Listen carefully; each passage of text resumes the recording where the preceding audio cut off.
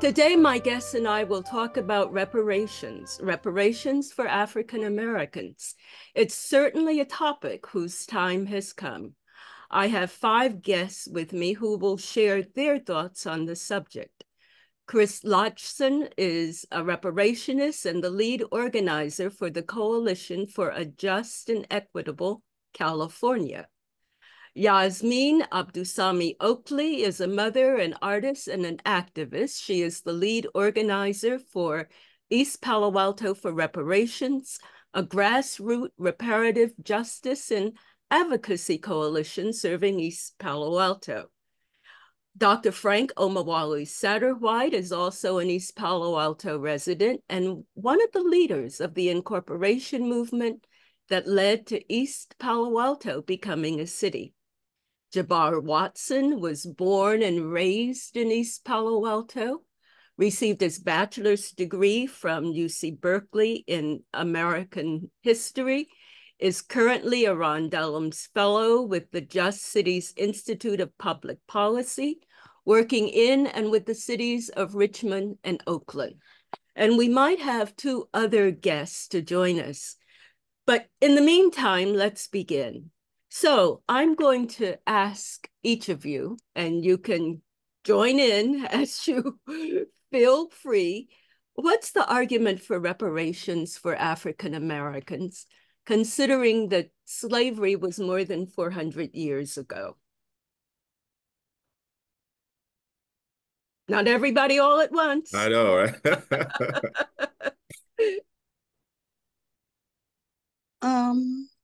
Well, my name is Yasmin, everyone, and I guess I'll start.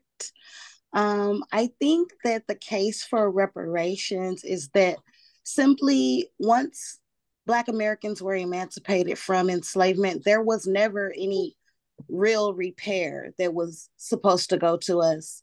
We never received what we famously know as 40 acres and a mule. So based on that, we just have never had any correct protections under the law. And I think that this is a movement that goes along with the previous movements for reparations. This is a movement to finally collect those tangibles. Anyone else? Yeah, I would agree with my good friend and partner Yasmin. The case for reparations begins with enslavement, and then, but the case that we make is that reparations are due for sort of three periods of our time and our history here in this country. First, the period of enslavement itself. Second, the period after enslavement and through, let's say, the 1970s, what you might call the Jim Crow era. And then thirdly, from then until now. So it's three eras that we're seeking reparations for. Specifically, though, the impact of all the things that happened during these three eras on the descendants of persons who were enslaved in this country. We were promised reparations. And so because we were promised reparations, that's also part of the case for why we're advocating for it now. When you make a promise to someone, you should honor that promise. Also, there's a debt owed. So even if there was no promise, there's a debt owed. Our ancestors worked for hundreds of years for free, with no pay, after being kidnapped and sold and human trafficked and sexually trafficked and sexually assaulted and beaten and all the bad things that happened to us during that period, in addition to hundreds of years of wage theft. And so there's a debt owed by our country for that. And lastly, our government has paid reparations to other groups. And so you could also make the argument that because other groups got reparations, we should get ours too. And on that point, just one minor idea to add. I think you also have to understand that it's a question of magnitude. So the Jewish community demand their rights around their Holocaust, where they lost 6 million people over a several-year period. Several hundred million Africans were lost in the transatlantic slave transatlantic slave trade over several centuries. And so it also is a question of magnitude that affirms our right to reparations. Jabbar, any comments?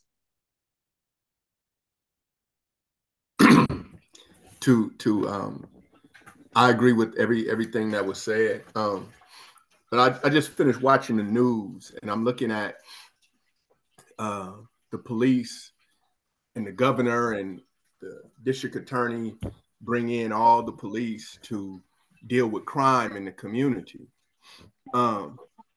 Slavery was a crime of the highest magnitude. It was kidnapping, human trafficking. It was the breeding of people. It was the robbery of intellectual property. It was the displacement of people from a land. And one of the things I always do or like to do is ask the people who would be willing to work for a week for free. What about 40 days? What about 400 years? And when you look at that, you're not just talking about one person. You're talking about millions of people that brought us to this point. So when you look at me, you're not just looking at me being, oh, you're looking at millions of my ancestors that worked free day in and day out. Millions of my ancestors that were raped day in and day out. I am on the ancestry.com, and I'm looking for my family to piece together who I am because of human trafficking, right? And so when you look at those crimes against humanity, there has been no greater crime committed against humanity. That's not to downplay anybody else's. However, the books are clear on the crimes that have been perpetuated against Black people here in America.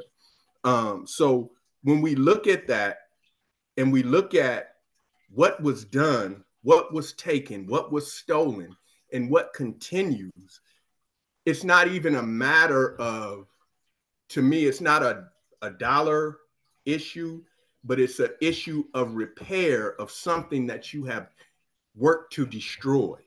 So it seems to me, if you talk about a crime against humanity, you talk about repair or reparations, it brings up two issues. One, who committed the crime and how should they repay? And who is it that they should repay? Who'd like to start with that one? Who are the criminals? How should they be charged, right? And whom should they pay? If I could take a stab at that real quickly. Unless Yasmin, look like you might be trying to jump in. Yasmin also feel Oh, free. no, go ahead. Okay, cool. So, and I also want to just, I agree 1,000% with the good brother Jabbar, and I also want to add one more piece to the answer to the last question, and then answer this one also. So, most of us, I think all of us answered the question about what is the case for reparations, looking backwards, which I think is the right place to start. I want to look forward a little bit too. We make the case that if we do not receive reparations as a people, our people will never, ever achieve what we're capable of achieving. In other words, reparations are necessary for us to achieve what we need to achieve and are capable of achieving as a people. And there is a bunch of reasons for that too. So I also want to look a little bit forward. But in terms of who are the committers of the crime and the perpetrators, there's multiple perpetrators of the crime. For our case here in the United States and here in California specifically too, we have focused on our state government and our national government. So the United States government, and here in California for our work at the state level, the state of California. We know folks are doing local work in other parts of the country and here in California too, to focus on local cities and local counties also.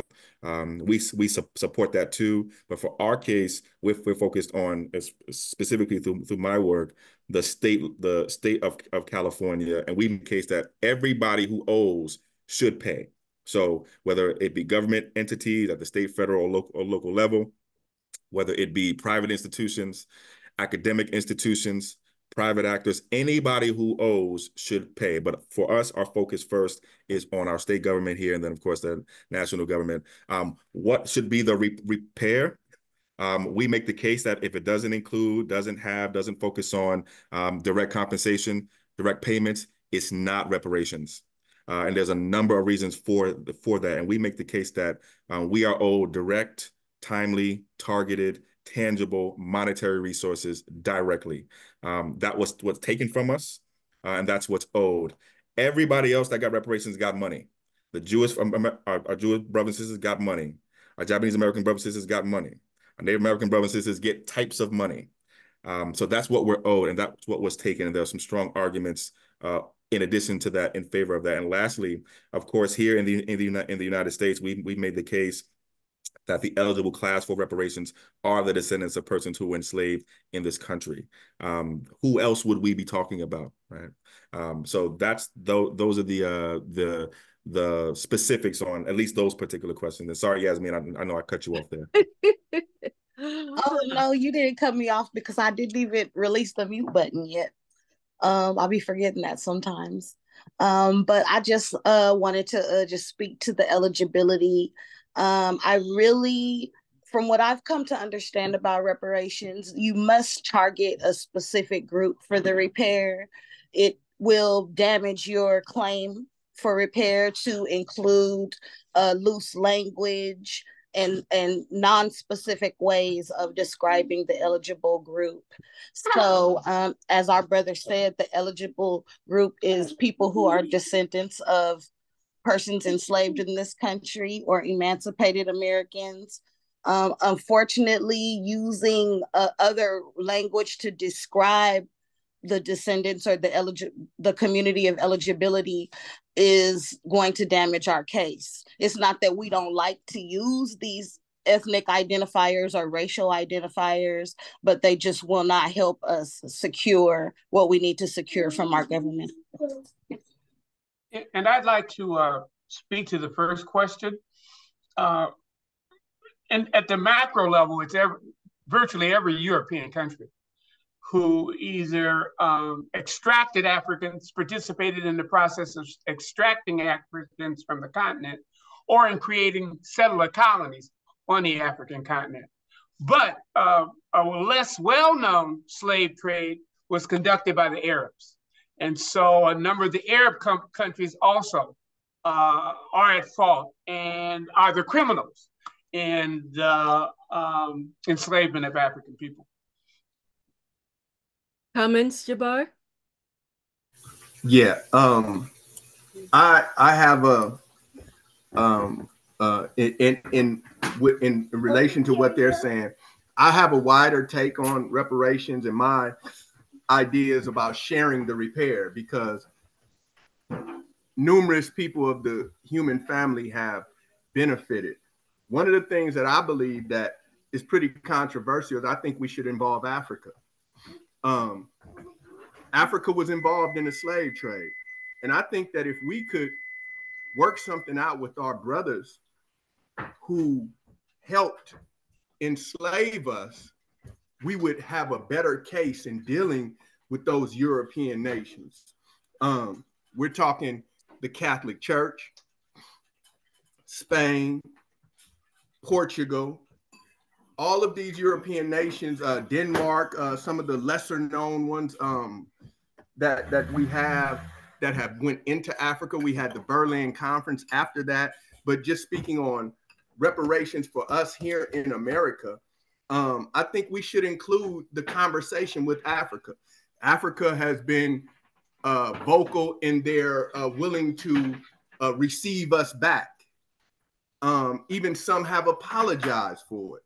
We have people that take trips over and they get to go into the dungeons that were held. And so for me, when I look at royal families around the world, I look at human traffickers. I look at those who were in position back then and right now today to be able to discuss the issues of reparations, because they were intimately involved in the human trafficking trade. And so for me, it's a share the repair mentality, because everybody has had a piece of us.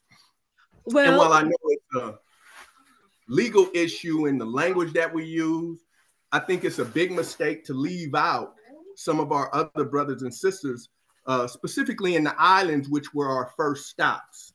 For some reason, we act like we different. But the history will tell us that those spots were breeding ports and ports where we were sent out into other parts of the earth. And so for me, I think we should look at where it started. well, you know what, Jabbar, I just, oh, your comments really bring up some additional questions. And I certainly thank you, and I thank Dr. Satterwhite for broadening, let's say, the reach in terms of the classification, who should be charged, who would be the criminals.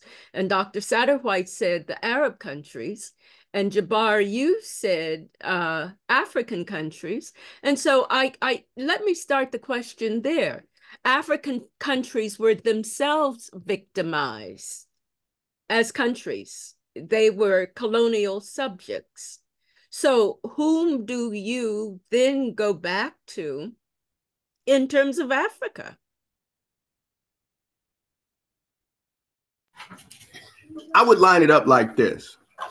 If I'm sitting at a light and it's a car in back of me, and there's a third car that comes and hits the middle car, and the middle car hits me, who would we talk to first? We wouldn't say that the car that initiated the accident is my brother, so I don't need to see your insurance. Africa was involved. Yes, they were colonized, but they were people in countries that benefited off the human trafficking. If we can talk to them. But aren't those poor countries now who have economic problems themselves? They have economic problems because they got rid of their brain power. They got rid of their military power. They got rid of those of us who came here and built a country. Okay, so I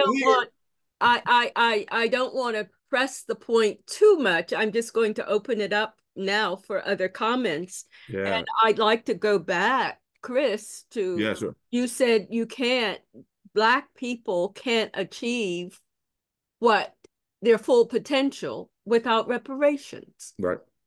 Why do you say that? Yeah, and that's a great question. I'm going to answer that, but I also want to second something Jabbar is saying here too. And I'm glad he brought it up. There are multiple perpetrators of this crime. We have to be honest. Let's just keep it real about how we got here. Okay, there were African countries tribes in Africa who sold us here. Okay, that's just the truth of how we got here in a lot of us, let's say. Okay, so if we're going to be completely honest as a people about who we are and how we got here, yes, there were Arab countries involved in the intercontinental slave trade in Africa, definitely European countries, and yes, African tribes. Read, Zora Neale Hurston's book, Barracoon, where the account of one of the last of our enslaved ancestors who got here recounts how he got here. And he tells you in his own language, literally, who came and got him and who sold him, right? So I think that's absolutely important. And yes, I understand it's a sore spot for us because it's ugly history, but it's absolutely So true. before you answer the other question that I just now asked you, this is for four of you, assuming that you might agree with Jabbar, but if you spread the cost to everybody who you think was involved, whom do you start with and how do you do it? And does that kind of water down? It broadens the cause, but does it make it more difficult to get compensation? Where do you start? I say we start here. where I say we start right here where we are, where we have the most power to actually achieve reparations, and that is through and to our own government. We are citizens of this country.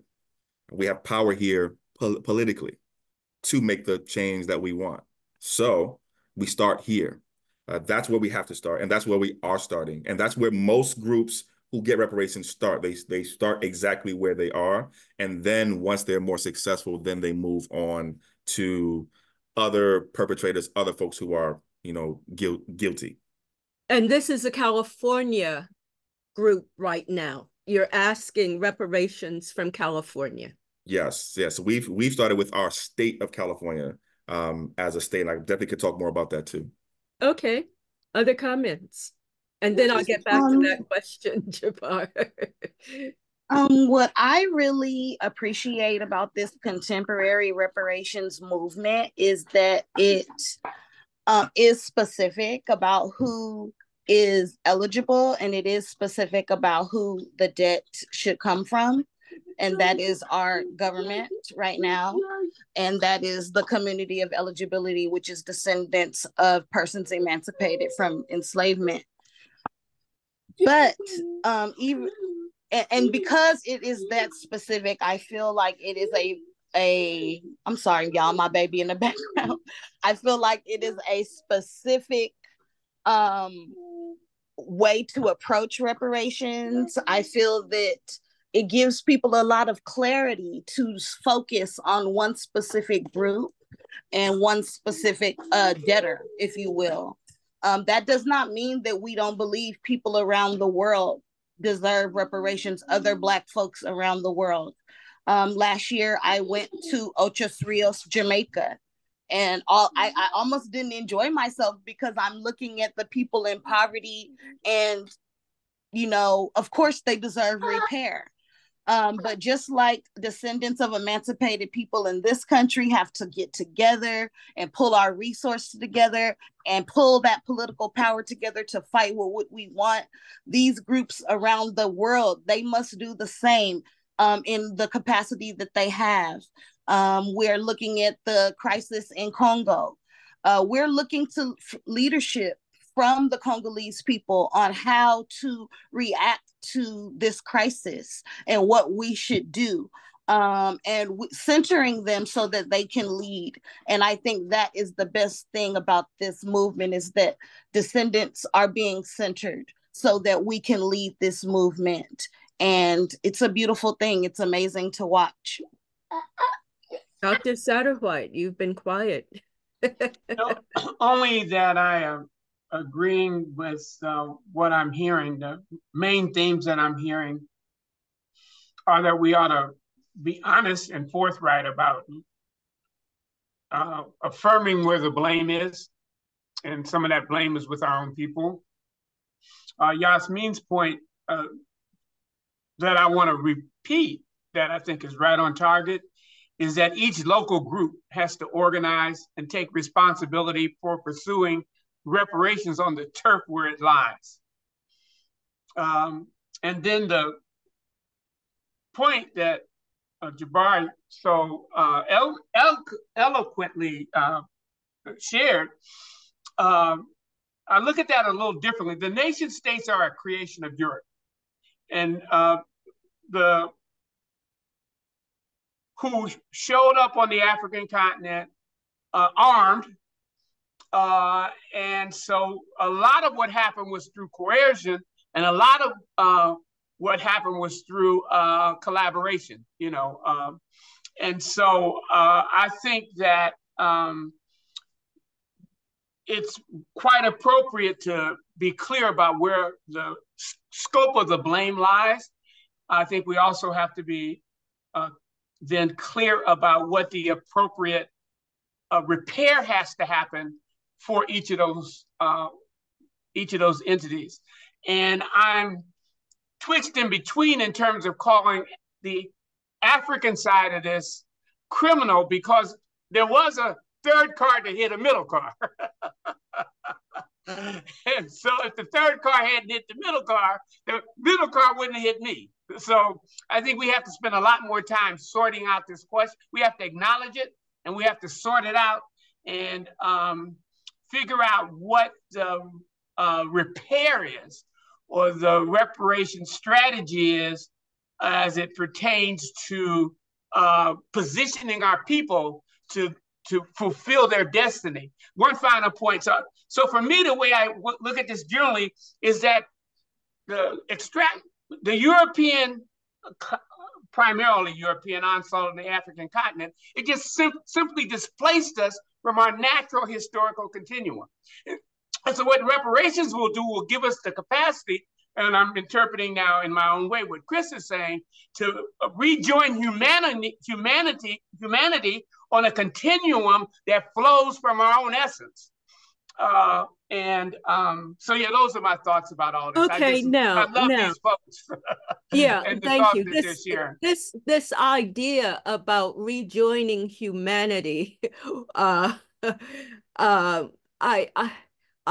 have a little issue with the wording of that, because we never left humanity.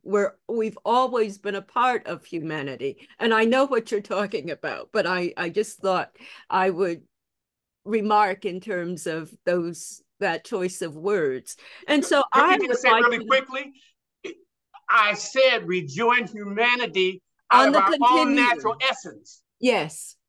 So I think it's the whole of the concept that I'm speaking to, not just the notion of rejoining. Oh, okay. But I don't want to argue it. I understand your concern about that particular framing, but it's all good. Okay, I appreciate the clarification, which was somewhat obvious, but that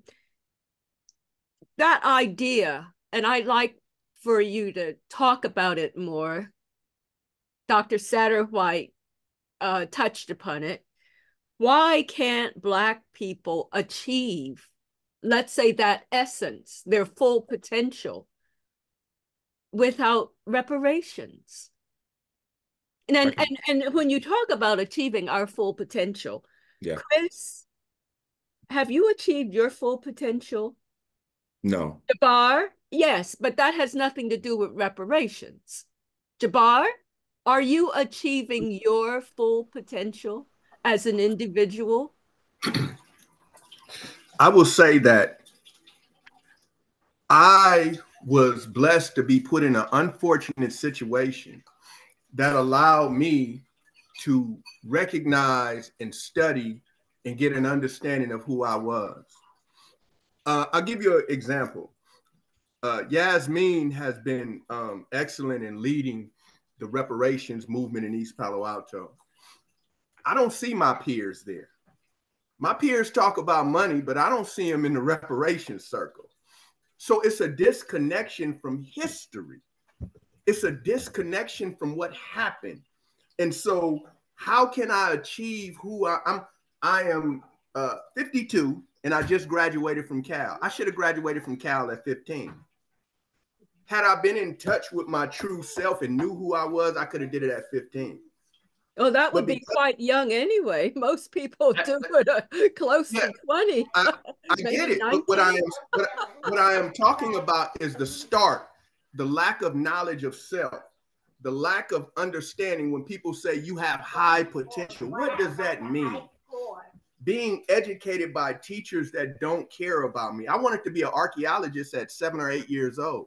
I wanted to be like Louis Leakey and dig in the desert because it was something about that King Tut mask that I saw that drew me in. So you know what? That statement assumes that all white people have achieved or are achieving their full potential.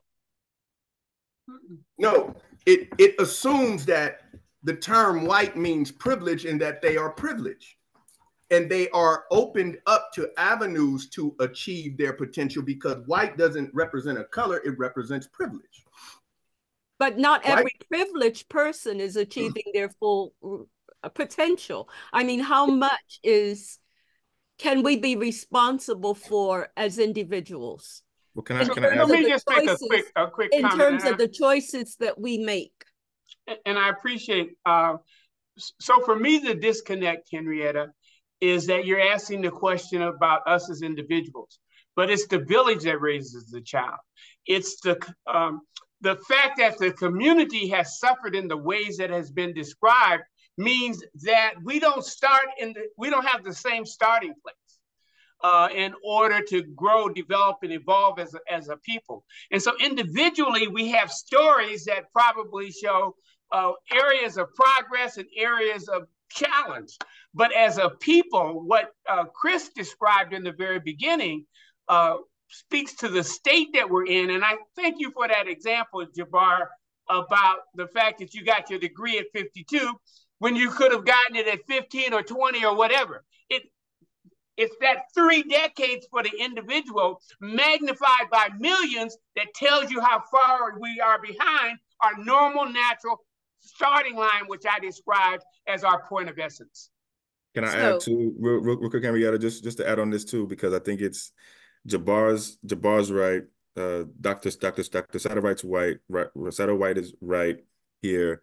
But I want to answer even more, add to the answer to the question in response to the statement that I made.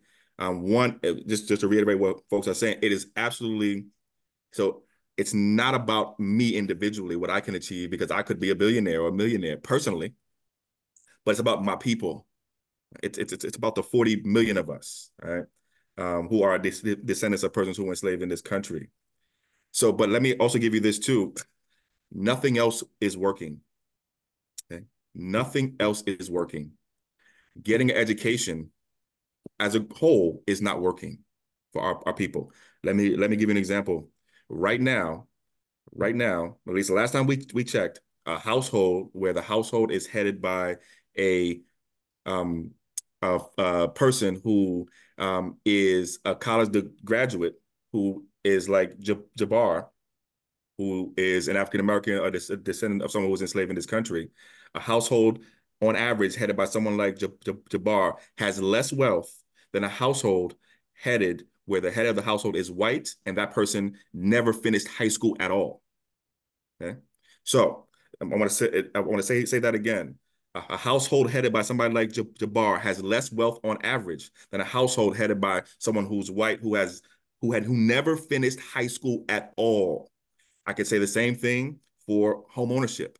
I could say the same thing for business ownership. I could say the same thing for whether or not you're married or not, or whether or not, or when you choose to have children, or how well you take care of your neighborhood.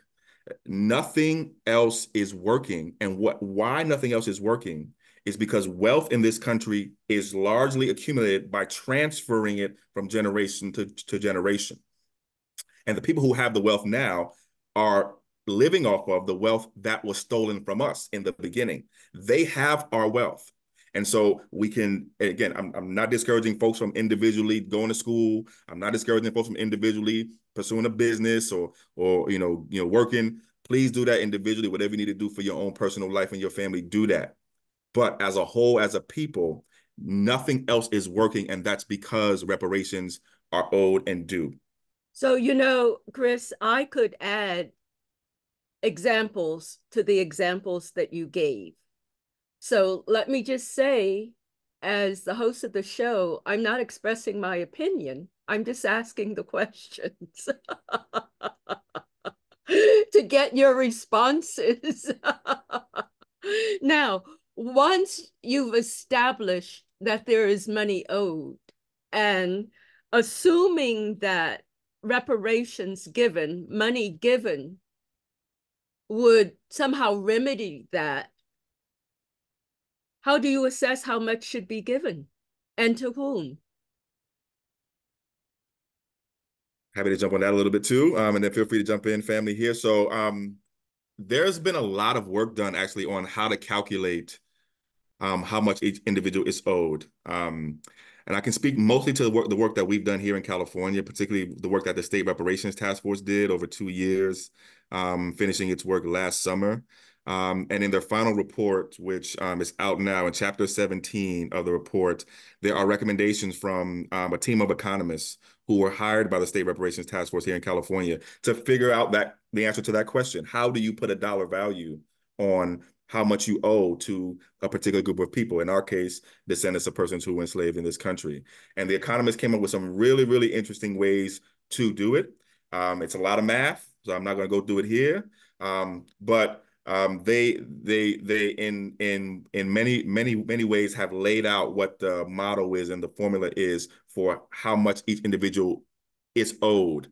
I'll give you one or two examples really quickly. So the team of economists estimated that the financial losses to the descendant community here in California from between the years of 1850 and 2020 for all the things that, or a lot of the things that happened during that time, is about $800 billion of wealth extracted from the state of California. Okay, so in theory, if that's how much was lost, if you only pay back what was lost, you take that $800 billion and divide it by the number of descendants.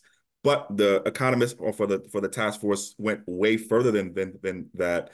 They actually came up with ways to specifically calculate how much each individual would be potentially eligible for. And the formula is something like you take the number of years an individual lived in California, assuming that they are a descendant. You apply some of the math that they did in chapter 17 of that final report, and that gives you an estimate of how much each individual would be owed. Generally speaking, the longer you've lived in California, the more you would be eligible for.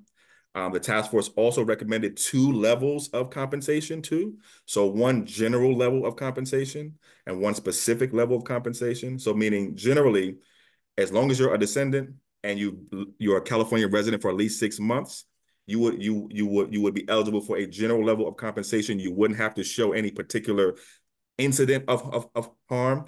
You would be assumed to have been harmed because of the legacy of slavery. And then specifically, if you had a particular incident, you could apply for compensation for that too. So that would be citizens who were born in California of parents who were born in America, for example. That would not include descendants of people who came from Jamaica, maybe 50 years ago? Correct. It would correct. This particular effort is specifically about the descendants, and we're to be honest with you, we're very, very proud of that. Okay? We believe at our core that we have a right to advocate for ourselves specifically and exclusively, and without having to include any other person. So in this case, absolutely correct. And now in California, though, just to make it clear too, this is for California residents, so current California residents of at least 6 months at any time between the years of 1850 and 2020. So tell me, if this is California and African Americans live all over the country, that does not give any considerations to those outside of California. And if there is a national movement for reparations and money's coming from the federal government, should those who live in California who might have received compensation get more money from the federal government? And Yes. how does one equalize the lack of payments, since it's not national, to people living in other states whose ancestors also suffered harm? I'll add one piece here, and then I want to hear from my other team members here too. The answer to your question is correct. This particular effort that we're working on here in California, specifically for California, the idea is to motivate the national government and motivate other states to do the same by being the example to actually do it. And this has happened in many other efforts where one state does it first and another state does it next. Then before you know it, 10 states have done it. And then before you know it, there's pressure on the federal government to do it after that too. The approach that we've been taking has not worked. The approach that we've taken up until maybe the last 5 or 6 years has been to try to do it at the national level first and only. That's been failing for about 200 years. And that approach has been failing. So the idea here is to, one, get folks here who are owed compensated. The state of California is complicit. There was slavery in the state of California. There were Black folks, African Americans, descendants, American freedmen enslaved here in the state of California. California has its own history and culpability with slavery and the things that came after slavery. And to your last question, yes, we should get two checks from two sources. We should get checks from the state of California, and we should get checks and compensation from the federal government too. Okay, now, and this is for everyone. Chris, you've been great in terms of answering. The argument that I've heard in terms of giving people direct compensation is that they could spend the money on everything, on anything, on drugs or whatever.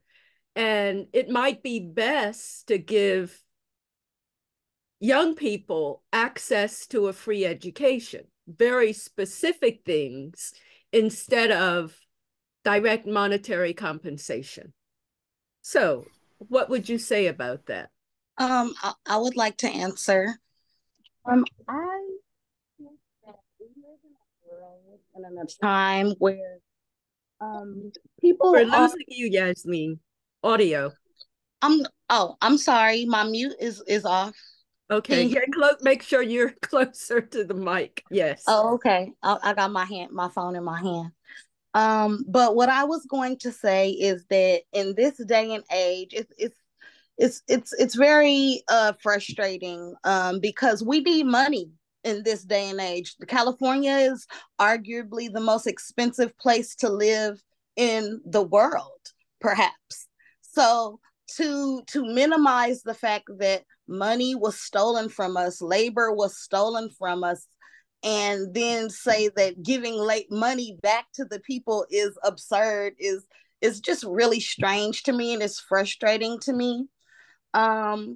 We also operate in this space in our culture where descendants of emancipated people, we are told that we are economically irresponsible, that we just won't know what to do with the money. And I beg to differ. I think that people in our community know what to do with money when we get it. The problem is that we don't have it, and we lack things because we don't have it. You talked about being that true essence, that great essence of ourselves. Well, it costs money to do that in this day and time. You have to have resources for yourself, resources for your children. And that is the difference between children who are descendants of emancipated people in East Palo Alto and descendants of the settler class that lives in Palo Alto. These people have the resources to tutor their children, to send their children to the best schools, the best sports. And you have to have resources to do those things. And so by giving those resources to the descendants, we will finally have some level of playing field, a way that we can compete in this country with other people instead of being on the bottom rung. So do you think that would constitute full reparations? I'm thinking there's still redlining, there's still environmental justice issues. People could continue, those who have the money and those who run multi-million-dollar corporations, continuing to do what they've been doing that might be discriminatory, and then say, well, we've paid money. So now the reason I have my brother Chris on tonight is because he's so knowledgeable. And one thing that he always told me that sticks in my mind is that compensation is kind of the center of these pillars of reparations. Our rehabilitation, our restitution, our satisfaction, our guarantees of non-repetition, they circle around compensation. And you can't really have one without the other for our full repair. We need the cash direct payments to descendants, and we need our other forms of reparations so that our youth will never have to experience what we've had to experience. And thank you for that response. I just received a message that one other panelist is in the room on the phone, and that's Sister Tiambe, Would you like to say anything? You've been listening all the while. Tiambe?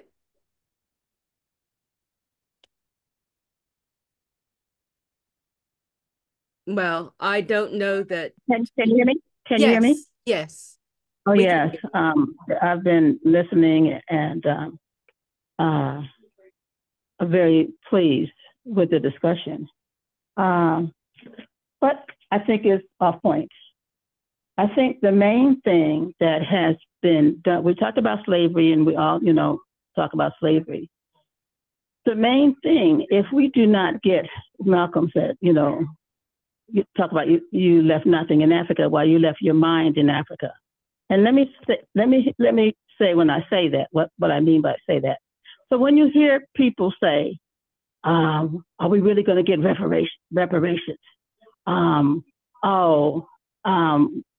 Even things saying like, we don't need the money or we need to be able to do other things besides the cash, which there's other things in there to do, and that requires you to read, that 1,080 page report, because it tells you what the harms were and then the remedies, but being factual, the main problem is our PhDs, and I'm not pulling shade on anybody, and our educated people have gotten away from the gist of that slavery. Doesn't matter who did slavery, but American slavery created this whole sense of that we are inferior. And we still do that. We still say that. We still act that.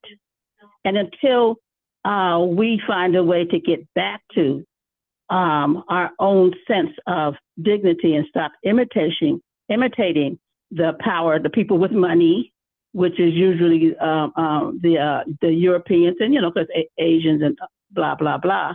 But until we get to that, we can't.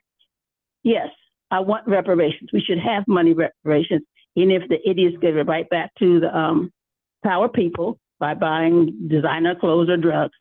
We still should have the cash money because we can't. Yeah, we have about 2 minutes, and I hate to cut you off. I'm glad we've had a chance. Until we talk about family development as the main thing, then we can get reparations. Until we do that, we'll be fighting each other and going all off the bridge, talking about other people and stuff. Okay, so, thank you. Now, can you tell me in the time that we have left, which is just about a minute, where does the movement stand at the moment? Where are we in the state of California? I'd like to speak on that because this is something that really troubles me. Speaking on cash, reparations only, and I am for cash being given, but I have 2 children here, and I know that it was systems that made Black kings, queens, and builders of civilizations Negroes, and so my approach is systematic. We have children that are diabetics. Where are we getting our food from? Where are we getting our clothes from? So to have cash only will only bolster America and not do anything for the self-determination of our community. So for me, I'm looking at, we got 2 million people in California, 2 million Blacks in California. San Francisco is talking about bringing in Black college. Why don't we promote a STEM university and an agricultural university so that we can feed the 2 million people here? So, we're going to extend this just for 5 minutes. Any other comments? If I could talk a little about the state of where we are too, because this is really important too, and this is actually related to your question too. And I'll try to make this within 30 to 60 seconds too. Just to pick up where to brought up, I think the point that we're making is that, and Yasmin said it perfectly, the direct payments, the direct compensation, the return of our financial wealth is what we're really talking about, is at the core of everything else. So you can do the other things, but you can't do the other things without the core of it. Nothing else works without the direct monetary wealth that we need to have returned to us. So and this is very important too, because this answers also the question of the state of where we are. And I want to warn us as a people right now is not the time to be saying either we don't want money or de-emphasizing the money. Because right now, where we are is that we have active reparations bills at the state level right now, or things that folks are trying to call reparations bills at the state level right now for the first time in our state's history and our country's history. And what they're saying is we're going to do everything but the money. Okay? So be very careful right now. This is not the time to be deprioritizing or de-emphasizing the financial wealth return, because I am state politicians are right now attempting to weaponize that against us and do everything and say, we're going to give you an HBCU. We're going to give you, changes to this law and change that law and that law, and don't give you no money. Well, the state right now supposedly is running a deficit. So where is the money coming from? We completely reject that idea also. We have a $250 billion budget here in California. We are the fourth largest economy on planet Earth. We have the money. We have money for all kinds of things. We have them. We have money for everything but us. So right now we're saying budget deficits be damned. You found the money for this program and for that program and for this group and that group. Do prioritize us at the same level. Okay, we have 3 minutes left. Any comments? Additional comments? I would like to say that we were projected in 2021 to have a $1.6 trillion dollar intake, and at the University of Georgia, they said that we would probably get $1 of every $5 of disposable income. My question is, what are we doing with the money? Going back to the village, does the money restore the village? Does the money restore our health? Does the money restore our history? It does absolutely none of that unless we are organized and have foundations to build that. And so if I don't hear education, they print money all day. I don't want what they print exclusively, because what they print, they regulate. If we got land, we can print our own money. We can print our own food. We can grow our own food. We can begin to build our own institutions. So again, but not print our own money. Yeah, because that's illegal. That one back. Food is money to me. Food is money to me. So my point is, if you can't feed yourself, you don't have nothing no way. Who puts the value on a dollar? So again, that puts us right back into the hands of the people that have been deceptive with us for over 400, 500, 600 years. I don't want to play that game and leave my children with a dollar amount that they can tell them, your dollars no longer mean anything. So we need institutions along with the dollars. We need education to guide the dollars. We have not been the best stewards of our money. $1.6 trillion. Go ahead. Jabbar, thank you. Dr. Satterwhite, do you want the last word? Or can you use the last word?